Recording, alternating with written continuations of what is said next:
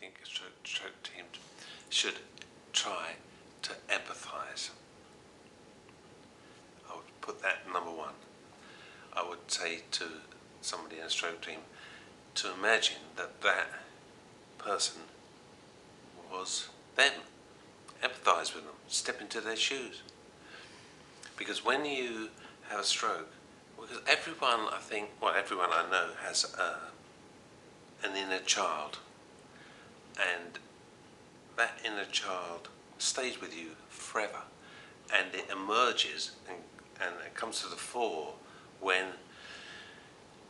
something like a stroke occurs, because it's frightening. So that is a frightened child. That's the emotion that's going on for that person. So try and empathise. Try and imagine how they must be feeling, because it happens like in a stroke.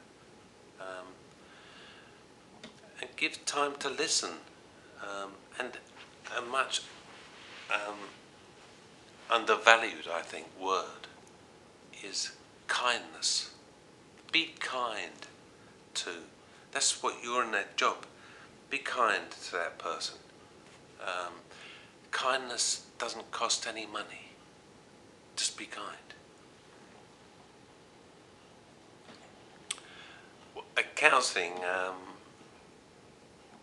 I never actually got counselling. I realised later on that that's what I needed. If I'd have been offered counselling, I know I would have taken it, because I just wanted to. In the early days, I just felt quite isolated, and I thought perhaps I'm the youngest person ever to have had this thing happen.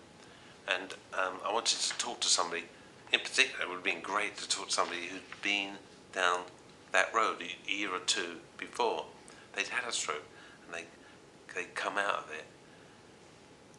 Because for a while I was in complete despair. I thought, this is the end of my life, there's nothing left for me. It might have been better if I died. These are thoughts I was, I can't walk and talk and read and write. That's everything, So it took me a while to realise that counselling is what I would have benefited from. It was only because in the late 80s, when I had my stroke in 1988, all around that period of time were great disasters like Zeebrugge, Hillsborough, King's Cross, the Marchioness, Lockerbie, it seemed to be every week.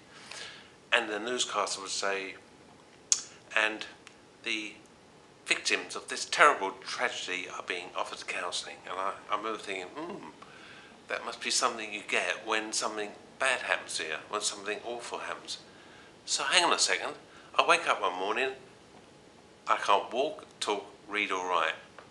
Well, that constitutes a pretty traumatic event.